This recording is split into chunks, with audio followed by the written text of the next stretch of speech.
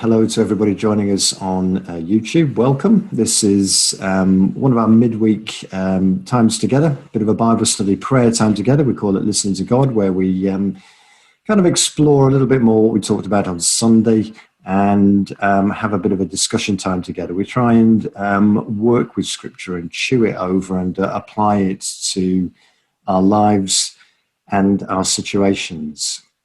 So I'm just going to pop something up on the screen. So if you bear with me, and I'll get that up now. And let's have a little look at this. So we've been looking at discipleship, and within this series on discipleship, I'm looking at a couple of marks of a disciple, 3 marks of a disciple. Of course, as soon as I've started a series and said 3 marks of a disciple, I've thought of a few more, so I'll have to find a different title for that when I come to it, but there we go.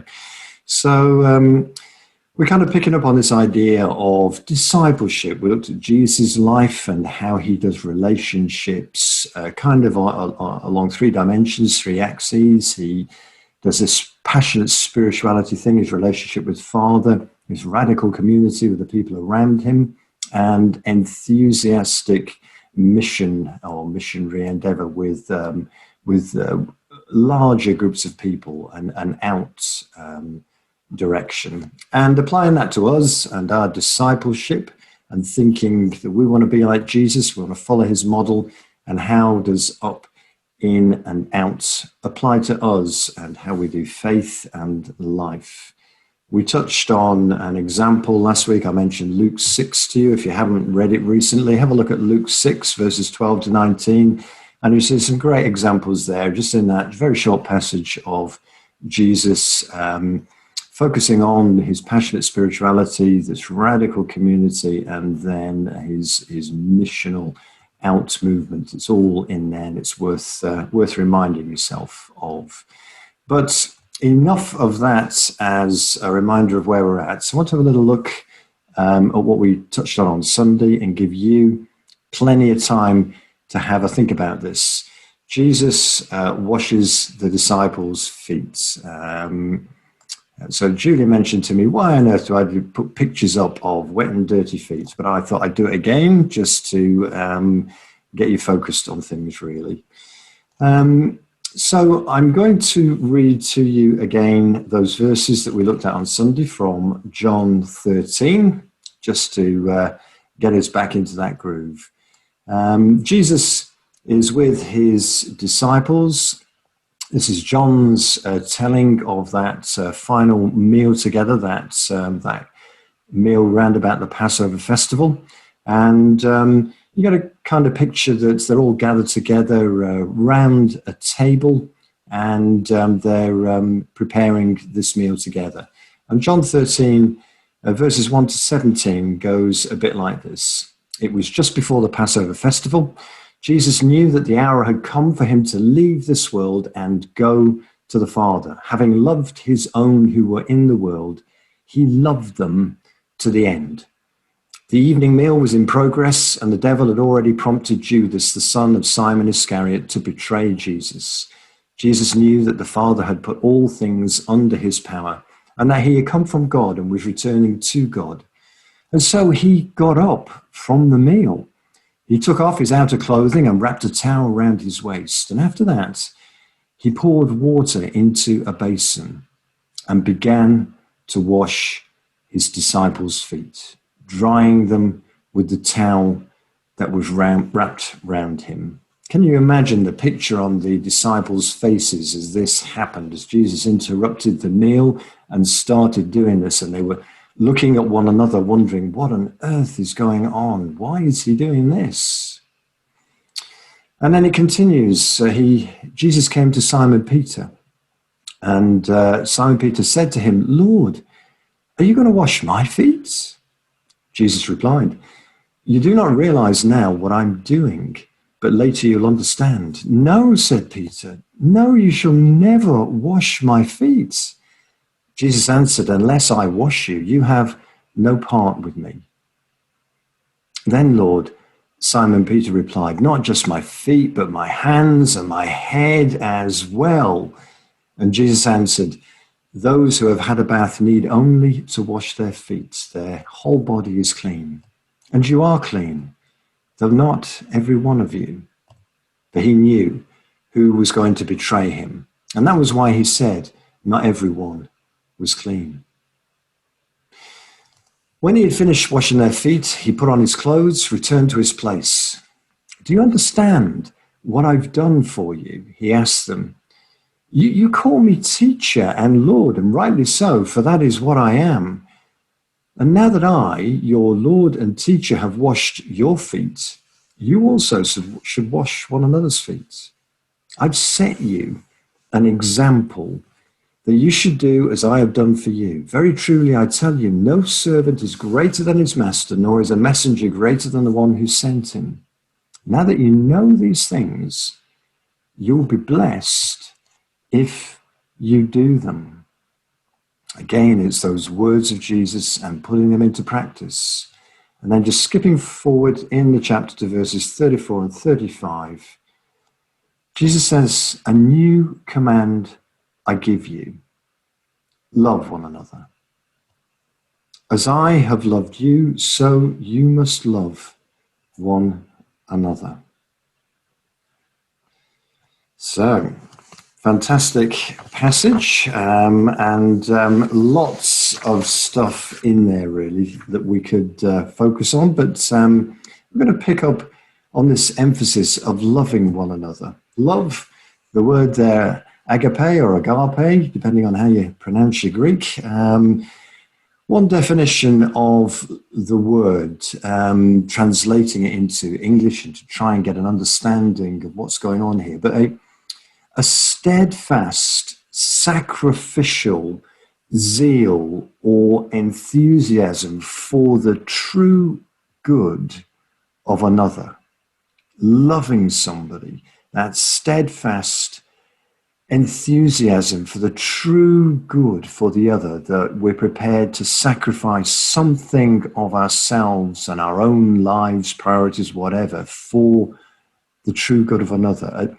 The deepest even, a pure or the purest even kind of love that is unconcerned for self because it puts others ahead. And it's a choice, it's a decision, it's a commitment. It's not optional, it's not opt in and opt out as it suits us. It's there, choosing to commit to the good of another or others. That's the kind of love that this word means and that we're getting at. And I guess when we think of Jesus and think of the love that he has for us and that sacrificial example of his love, it kind of fits, doesn't it? His decision to go to the cross was a choice. His love was a choice, and it was steadfast, and there's a sacrificial sense to it as well.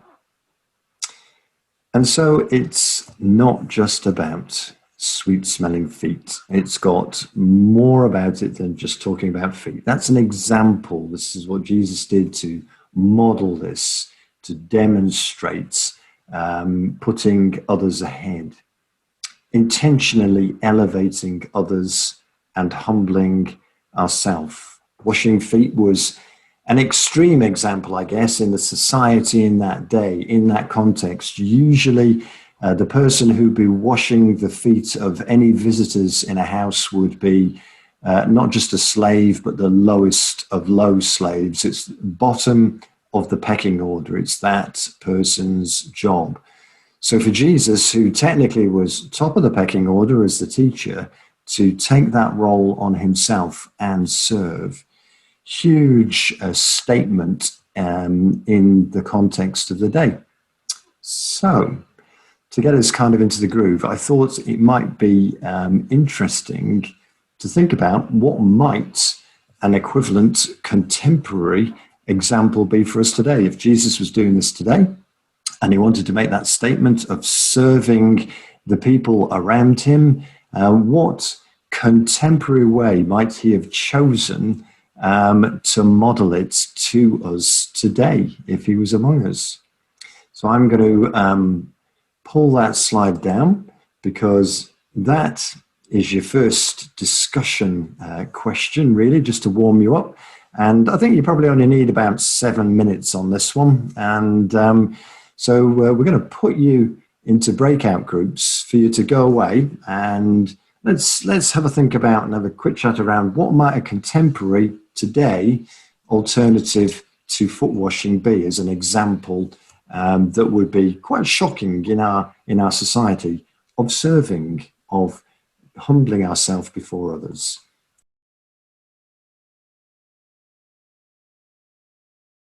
I mentioned this guy a couple of weeks ago. Julie said I was getting a bit heavy mentioning Aristides of Athens, but in terms of that shock thing, Aristides was writing about the Christians in Athens around about 100 or so years after John's gospel, after John had been around. And he was saying things like, these Christians, they love one another. And from widows, they do not turn away their esteem. They deliver the orphan from him who treats them harshly. And he who has gives to him who has not without boasting. And when they see a stranger, they take him into their homes and rejoice over him as a very brother.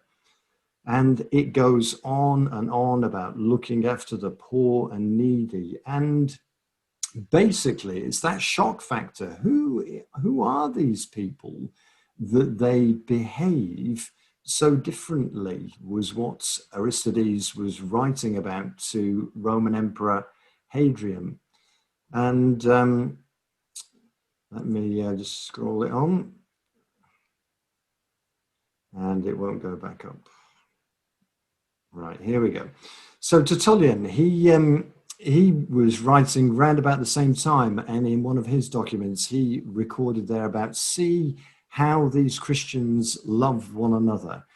How are they ready even to die for one another? There was something remarkable going on. These people, these Christians, behaving so counter-culturally, and it was shocking. The society, community was shocked by the standards that they adopted and the sacrificial way of living. And it's kind of that aspect that I'd like us to have a good chat about now. And you can discuss this one. You can go wide, you can go deep. You don't necessarily have to stick to these questions or anything like that, but just to get you thinking, really, things like what stops us from serving and being served, the Peter factor that Ken mentioned earlier as well. Why do we feel that way? Do we allow that Peter factor to stop us receiving and giving, serving and being served?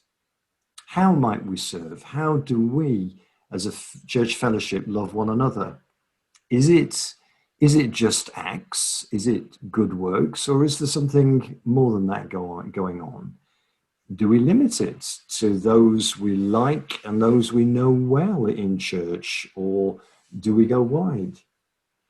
And how do we feel about this line as of offering and receiving love just as Jesus loved?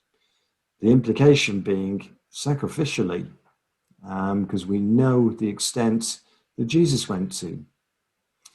And then, of course, there's this thing that as we live this way and serve one another this way, love one another this way, and we this committed to this principle of loving and serving, how visible is that witness of our love to the world?